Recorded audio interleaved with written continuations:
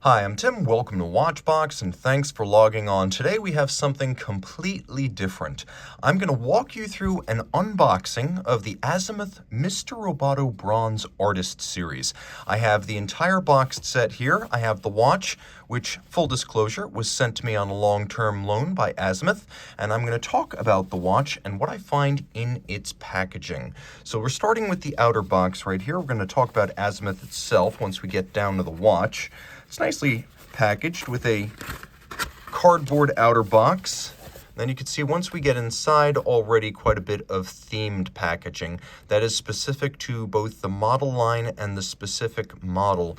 So we're going to open up that inner box, jump into the packaging of Mr. Roboto Bronze, and they're giving up the game a bit as the watch itself is based on a toy called Lantern Robot made in Japan during the 1950s, principally for international export. So you remember this toy robot design from the middle of the 20th century. You probably also remember a similar robot. Rosie was the maid/butler for the Jetsons during the early 1960s. And to be perfectly frank, this robot aesthetic persisted even through the 1980s. If you remember the Tommy robot series for the home, Flipbot, Omnibot, Omnibot 2000, they owe a debt of gratitude to this design. Let's take a quick look at the other angles. You can see there are quite a few features involved.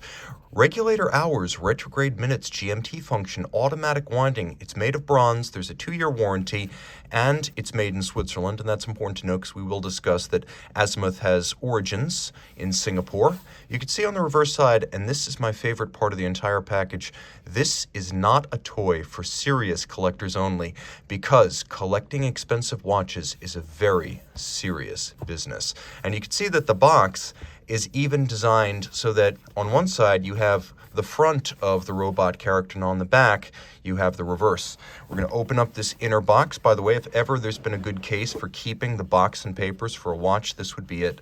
We have a fabric wrap. We have a cushion across the top. Inside we have the Azimuth International Warranty card, and I have to say that it's very impressive. It has a linen-like pattern, and it's printed on very thick, luxurious cardstock. You can see Azimuth is based out of Singapore. It was founded in 2003 by engineers and collectors, Chris Long, engineer and collector, along with Alvin Lai, today based out of Neuchâtel, Switzerland. That's where they do their actual manufacturing. They also have Giuseppe Picchi, who is their watchmaker and engineer for the watches themselves. So this is the Mr. Roboto Bronze Artist Series. Inside, this is also your owner's manual for the watch. In particular, you're going to want to pay attention to the setting of the time because you do not want to attempt to set the time in the opposite direction, which may damage the retrograde, and you don't want to overly accelerate the setting process. This is slow and steady winning the race. You can see that the watch has a recommended service interval of every 3 to 5 years, and the warranty itself is 2 years. So that should answer some baseline questions you might have. There's also a water resistance rating, 30 meters. So if you want to see more of this, you can pause or rewind the video.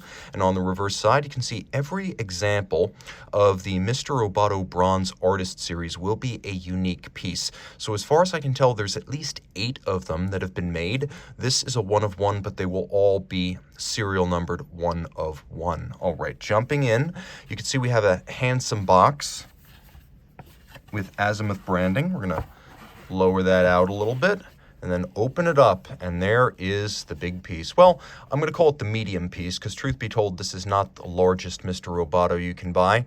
Mr. Roboto was originally launched as a concept watch in 2008, came to market as Mr. Roboto in 2009. In 2017, the larger Mr. Roboto R2 debuted with a display case back and a GMT function, and then Mr. Roboto Bronze arrived in its initial form in late 2019 as a limited edition before being resurrected as the Artists Series just in the last year.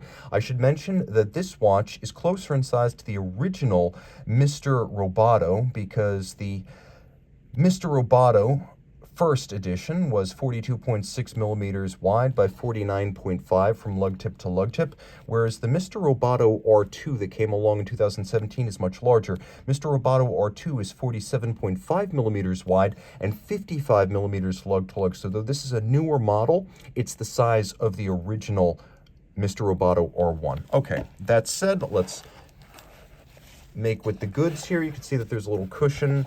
The box itself is nicely made, but there's nothing else to be seen within this packaging.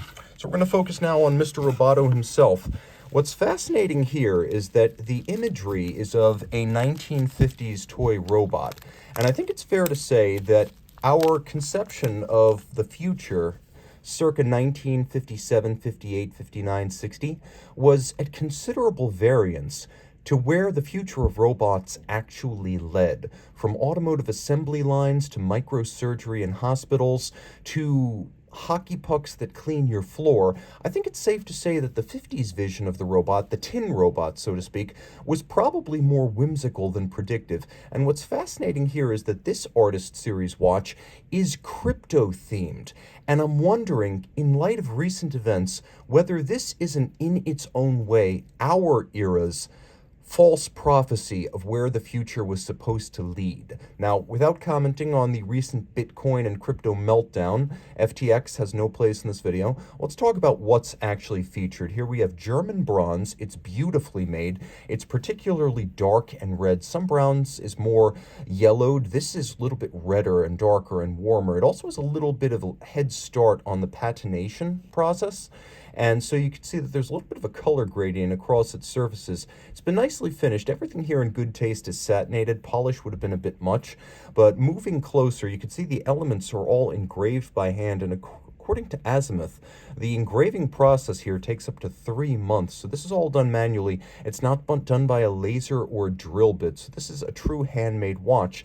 Now, in case you're wondering, and I'm sure you are, the price is approximately $10,100. But consider what you're getting for that money. If you like watches from MB&F, Urwerk, De Bethune, Richard Mille, or Nordzeitmaschine, this is very much in that vein, but for a fraction of the price. So while 5 figures, $10,000 is still a lot of money objectively, compared to the likes of anything from those other brands, this is an accessible way of getting into avant-garde watch design as well as complicated watch design. We'll get as close as we can here and take a look at some of these details because they're all deliberate. They're supposed to represent both Bitcoin and crypto generally. It's designed to represent decentralized finance, or the idea of finance independent from government bodies and regulatory agencies, conducted principally online. Cash payment is implied. We also have the theme to the moon, often mentioned in association with crypto. That's not the case today, maybe to the bottom of the sea,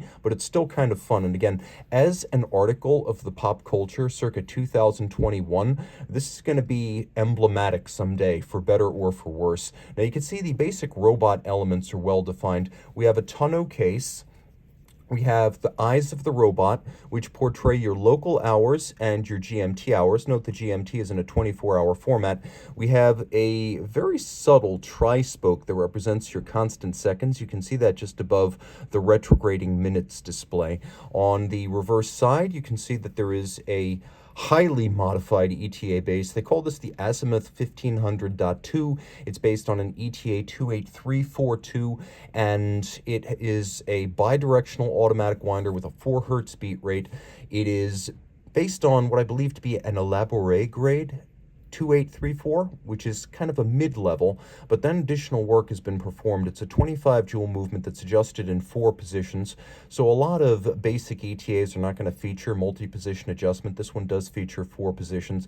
If I had to guess, I would think they probably excluded crown up and crown down.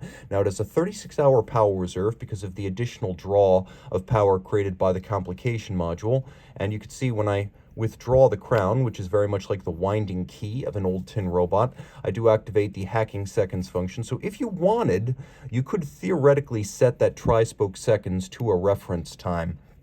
Again, a 4 hertz beat rate, and because of the module, it is a 36-hour power reserve, and it lets you know that this watch is the Artist Series. It is a 1-of-1 piece unique, and it is 3 ATM water resistant, so you don't want to take it swimming. Now, while the strap is obviously a custom piece, if you did want to get a strap made, the spacing between the lugs is 24 millimeters, but you'll note that the strap flares out a little bit to match the taper of the case, so the strap is actually wider than the lug spacing. We have a buckle here, Azimuth brand, around it. You can see there's a little bit of a bevel on the end. It's all of satin finish, just like the case.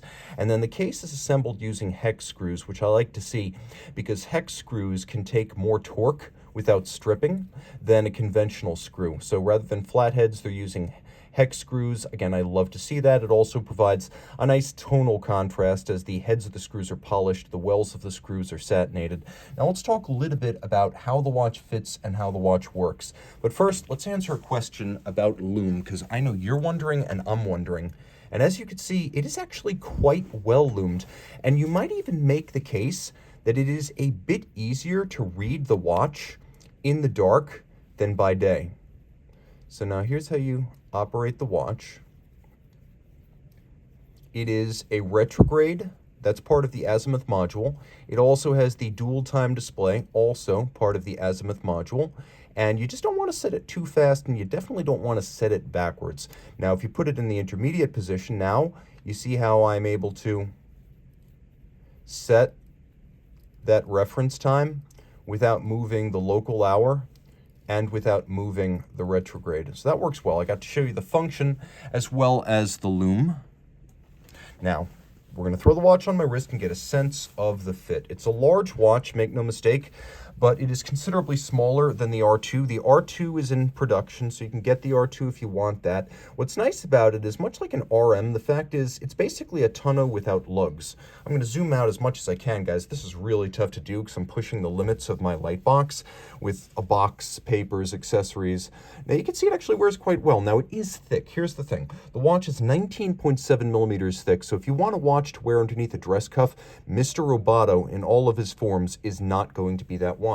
That said, it's fairly short across the wrist. Remember, it is only 49.5. In spite of its size, it's less than 50 millimeters across the wrist, and even a Rolex Daytona on a solid end link bracelet is going to be about 51 across the wrist.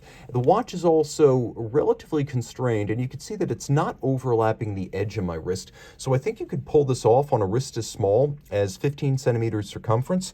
Now, Chris, who's the founder and proprietor over at Azimuth, says he has a 16 centimeter circumference wrist too, so this is the size he prefers to wear. And now, if you don't necessarily love the crypto imagery, there are other artist series Mr. Robotos out there, and given the small volume that Azimuth ships, it might even be possible to request something custom. I think with a brand like this that's never off the table, we'll zoom in a little bit more, zoom out a little bit so you can see Mr. Roboto one more time in scale.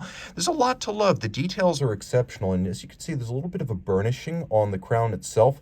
So even the small aesthetic details have been carefully considered. You can see the vertical channels through which the screws are actually fixed to join the bezel, the mid case, and the case back. And there's some subtlety about the way the case is made, with a little bit of beveling along the edge on both case back and bezel to remove the severity of the forms and make it a bit more approachable. It is a lovely strap.